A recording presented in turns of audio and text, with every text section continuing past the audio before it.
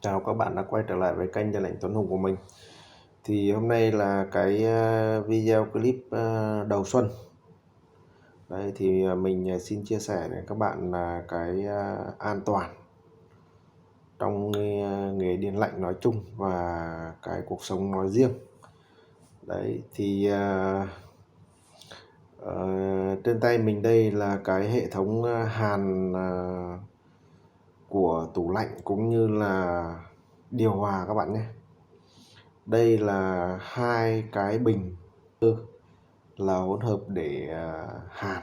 Đấy thì đầu xuân thì để quá trình làm việc của cả năm của anh em thợ nói chung và người sử dụng bình thường nói riêng thì mình xin chia sẻ như sau.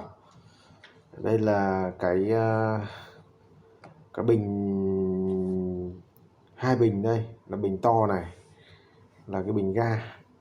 Bình ga thì giống như là bình ga nấu của mình bình thường ấy. Đây là cái bình oxy. Đấy, bình bé đó là bình oxy. Thì bình ga thì nó có hai thành phần. Đấy, thành phần thứ nhất là propan là C3H8 và butan là C4H10.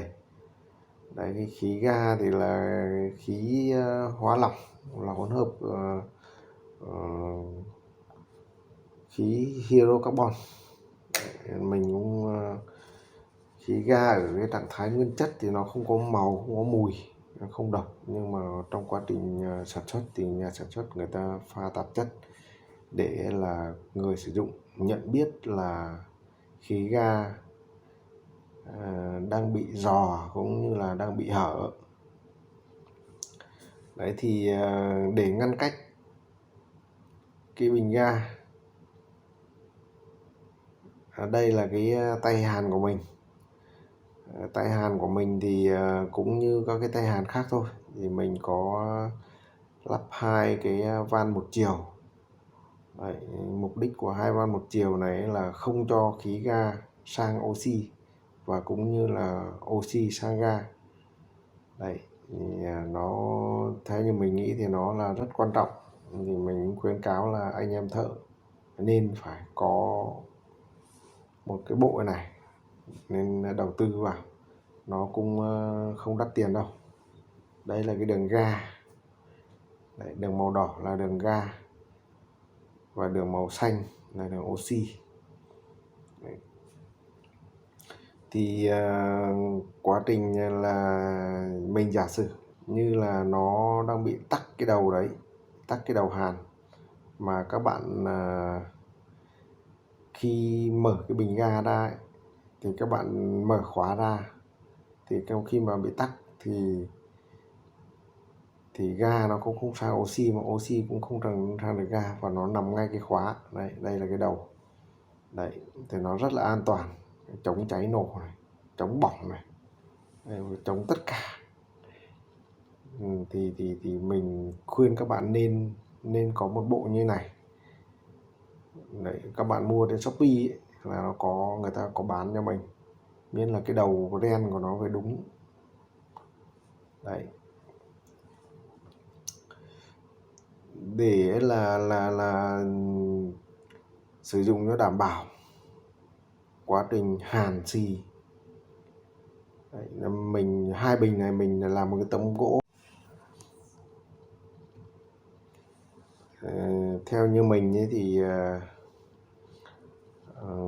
cuộc đời của người thợ thì nó cái an toàn là mình phải đặt lên hàng đầu. An toàn cho bản thân mình cũng như là cho gia đình mình, cũng như là anh em họ hàng nhà mình. Đấy, tiền thì cũng quan trọng thật, nhưng mà cái an toàn tính mạng là các bạn phải hết sức cẩn thận. Quan điểm của mình là nếu không an toàn thì ngồi chơi hoặc làm việc khác, chứ không nên lao đầu vào để vì một cái giá trị vật chất nào đấy, vì một cái gì đấy nó chi phối về cái sự mất an toàn là mình không bao giờ mình làm. Đấy, quan điểm của mình là như thế. Tức là mục đích của mình là mình đề cao cái an toàn.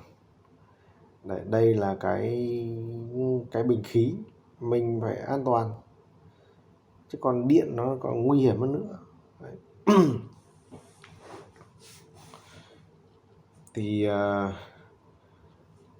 nếu như mà một người thợ mới vào nghề thì cái va chạm cũng như là cái tai nạn xảy ra nó rất là rình rập bản thân mình. Ngay hồi xưa mình mới vào nghề, rất nhiều cái mơ hồ không biết, cũng phải học hỏi tìm tòi rồi thì đúc rút để mà có như ngày hôm nay. Đấy thì cái mục đích của mình muốn chia sẻ đầu năm đến với các bạn, nhất là các bạn mới ra nghề, cần phải hết sức cẩn thận từ leo trèo cũng như hàn xì. Đấy thì các bạn, đây là cái bình oxy. Cái bình oxy thì nó mục đích là nó chỉ có để hàn đấy nhé các bạn nhé. Các bạn không được mang oxy ra để nén nhé.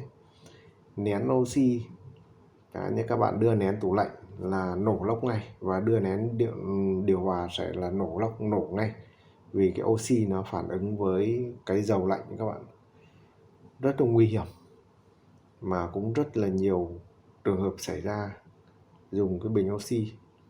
Đấy, và cái bình oxy thì các bạn nên sắm một cái đồng hồ nhé các bạn, sắm cái đồng hồ để mình kiểm soát được cái lượng khí ở trong bình hiện tại, và cũng như là lượng khí mà cấp ra ngoài.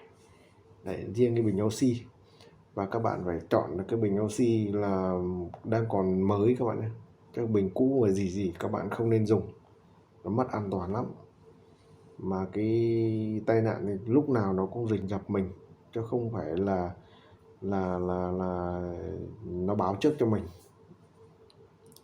Đấy. Và đây là cái bình nitơ. Đấy, cái bình nitơ, cái điều tối kỵ nhất là các bạn không được đặt nằm ngang.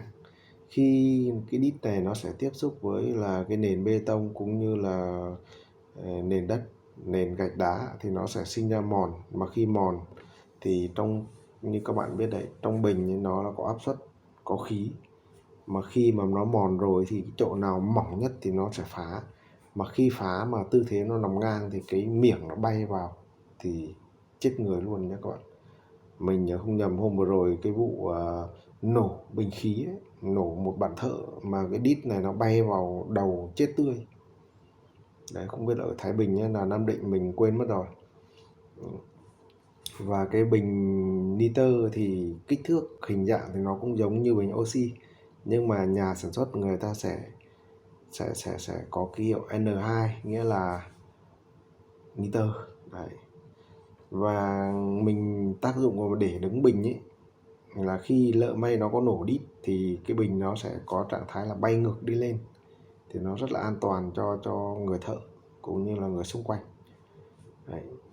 Và các bạn phải xem là cái bình này nó phải đang còn mới nhé, nó phải đang còn phải có tem đấy, có tem mờ đấy. Đấy, nhìn nó phải mới, mà nhìn nó dày dặn thì các bạn nên dùng. Đây là mình đến thẳng nhà máy, mình đổi từ nhà máy chứ không phải là mình đổi qua cửa hàng vật tư. Và cái nitơ thì mình cũng không cần dùng đồng hồ, vì mình kiểm soát được cái khí. Nhiều lúc mình nén cần một cái áp lực lớn thì mình nén trực tiếp, chứ còn nếu như các bạn không quen ấy, thì các bạn nén thì hay xảy ra tai nạn, có thể là nổ dàn, có thể là nổ đường ống. Thì mình khuyến cáo là các bạn nên có cái đồng hồ nhé, chứ như mình nên là mình làm quen thì mình không cần đồng hồ. Riêng nitơ thì mình không cần đồng hồ. Đấy, còn oxy thì mình vẫn cần. Thì cái video của mình đầu năm xin chia sẻ với các bạn cái an toàn của cái thợ, đặc biệt nhất là về khí các bạn nhé. Thì mình xin chào và hẹn gặp lại các bạn ở các video sau. Các bạn nào thấy hay thì cho mình xin một lượt đăng ký và một lượt chia sẻ. Hy vọng rằng cái video của mình đến được nhiều bạn nhé. Mình xin chào và hẹn gặp lại các bạn.